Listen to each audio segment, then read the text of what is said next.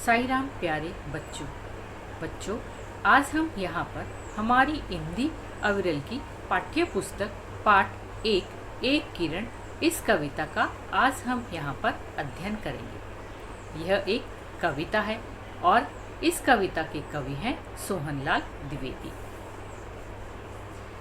यह कविता बच्चों को प्राकृतिक सौंदर्य की अनुभूति कराएगी।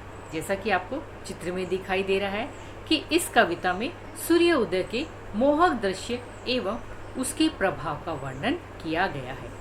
इस कविता से यह संदेश भी मिलता है कि व्यस्त जिंदगी की दौड़ भाग से कुछ समय निकालकर प्रातः काल के मनोरम दृश्य को देखना मन में नई स्फूर्ति भर देता है, मन में नई ताजगी भर देता है। बच्चों, ये जो कविता है ये कवि ने इसलिए लिखी है ताकि आजकल के ज़माने में जो लोग शहरों में रहते हैं या बड़े बड़े महानगरों में रहते हैं उन लोगों के आसपास ये प्राकृतिक दृश्य दिखाई नहीं देता है। जो ये प्राकृतिक सौंदर्य है वो उन्हें दिखाई नहीं देता है। ये प्राकृतिक सौंदर्य कहाँ दिखाई देता है? छोटे छोटे गाँव और कस्बों में दिखाई देता है। प्राकृतिक सौंदर्य से प्रातःकालीन यानी कि सुबह सुबह का जो सुंदर नज़ारा होता है उस प्रातःकालीन नज़ारे से आप लोगों को अवगत कराना यानी कि उसके बारे में बताना इस कविता का मुख्य उद्देश्य है। तो आइए आज हम यह कविता पढ़ते हैं।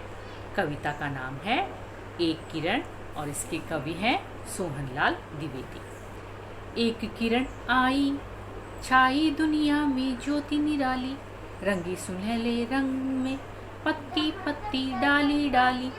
एक किरण आई लाई पूरब में सुखद सवेरा, हुई दिशाएं लाल लाल हो गया धरा का घेरा। एक किरण आई हंस हंस कर फूल लगे मुस्काने, वही सुगंधित पवन गा रहे भौरे मीठे गाने। एक किरण बन तुम भी फैला दो दुनिया में जीवन, चमक उठे सुंदर प्रकाश से इस धरती का कण कण। इसके कवि का नाम है सोहनलाल द्विवेदी।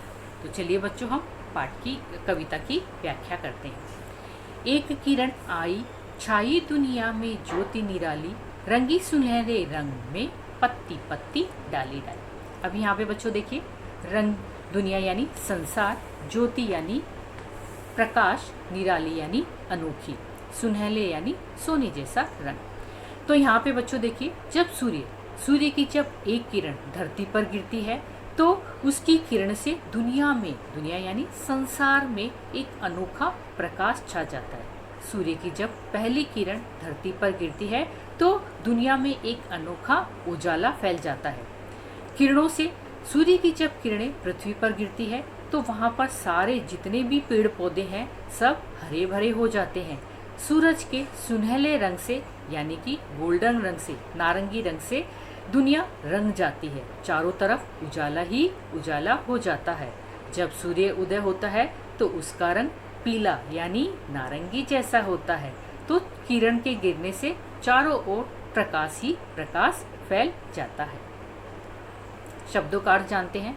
प्रकाश यानी ज्योति, निराली यानी अनोखी, सुनहला रंग यानी सोने जैसा रंग। एक किरण आई लाई पूरब में सुखद सवेरा, हुई दिशाएं लाल लाल हो गया धरा का घेरा। अच्छा बच्चों, बताइए कि हमारी जो सूर्य जो उदय होता है वो कौन सी दिशा से होता है? कौन सी दिशा से होता है? सूर्य पूरब दिशा से उदय होता है।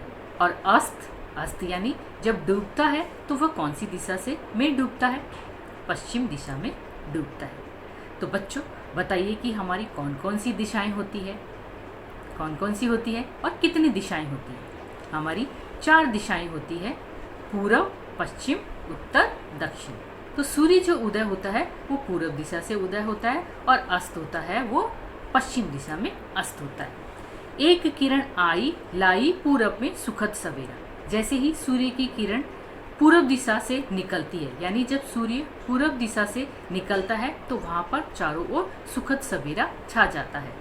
हुई दिशाएं लाल लाल हो गया धरा का घेरा। धरा यानी धरती, घेरा यानी किसी चीज या वस्तु को घेरना। तो यहाँ पे बच्चों देखिए कि एक किरण के आने से पूर्व दिशा में सुखद सवेरा छा गया और वहाँ पे चारों जो दिशाएं हैं वो धरती पर फैलकर उजाला हो गया। तो बच्चों यहाँ पे देखिए, क्या सूरज जो है पूर्व दिशा में ही अपनी रोशनी फैलाएगा? नहीं ना, जो सूर्य की जो रोशनी है वो चारों दिशाओं में अपनी रोशनी का उजाला करता है। तो सूर्य जो है अपनी सूरज की जो लाल रोशनी है वो धरती को चारों दिशाओं से घेर लेती है और धरती की सारी दिशाएं सूरज की रोशनी से लाल लाल हो जाती है। सूर्य के प्रकाश का लाल रंग धरती की सारी दिशाओं को अपने उजाले में घेर लेती है।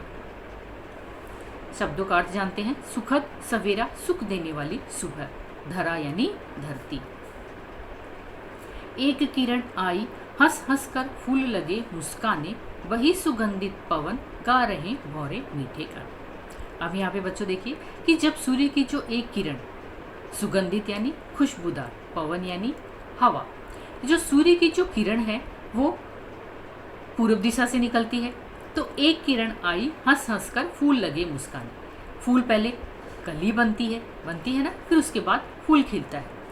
तो जब जो फूल रात में जब वह कली होती है, फूल बनने से पहले वह कली बनती है। जैसे ही सूर्य की किरणें फूल पर गिरती है तो फूल जो है वो फूल बन जाता है। कली पर जैसे ही सूर्य की किरण गिरती है तो वह फूल बन जाता है।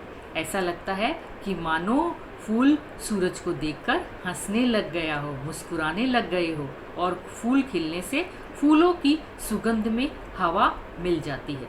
जैसे ही सूर्य की किरण पृथ्वी पर गिरी, फूल खिल गए और जो फूलों की जो सुगंध है वो हवा में मिल जाती है और हवा की वजह से फूलों की सुगंध चारों ओर फैल जाती है। जो हवा रहती है, हवा के कारण जो फूलों की जो सुगंध है वो चारों ओर फैल जाती है।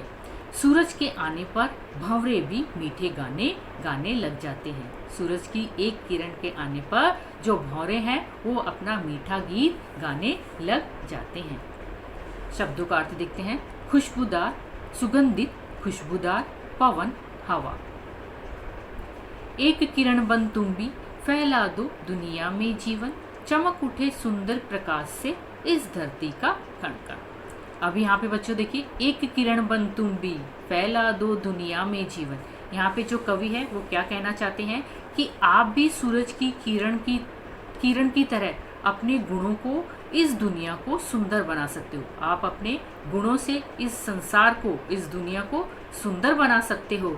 जिस प्रकार एक किरण आने पर धरती पर चारों ओर उजाला हो जाता है, आपको भी अपने जीवन में ऐसा कार्य करना है कि आप अपने माता पिता, समाज, स्कूल और देश का नाम रोशन कर सको।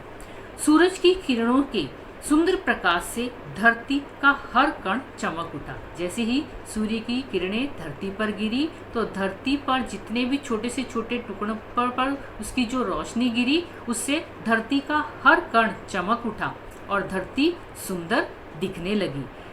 उसी प्रकार आप भी अपने ज्ञान के प्रकाश से पूरी दुनिया को सुंदर बना सकते हो। आप भी अपने ज्ञान के प्रकाश से इस दुनिया को सुंदर बना सकते हो। तो इस कविता से हमें क्या संदेश मिलता है बच्चों, कि आप भी सूरज की तरह, आपको भी सूरज की तरह बनना है और आपको अपने ज्ञान और गुणों से अपना जीवन और इस धरती को सुंदर बनाना है। तो यह कविता किसने लिखी?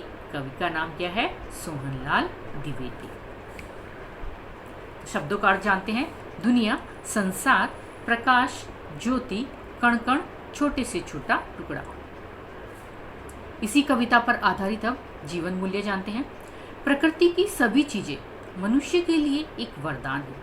प्रकृति यानी नेचर की जो सभी चीजें हैं मनुष्य के लिए एक वरदान है। इसलिए हमें प्रकृति से प्रेम करना चाहिए, इसलिए हमें नेचर से प्रेम करना चाहिए। बच्चों को अच्छे गुणों और संस्कारों को ग्रहण करने की प्रेरणा देना। हमें जो बच्चे हैं वो अच्छे गुण और अच्छे संस्कारों को ग्रहण करना चाहिए।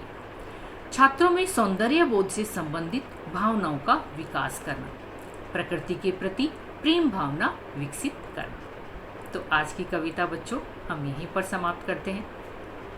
आपको यह कविता याद करनी है। धन्यवाद।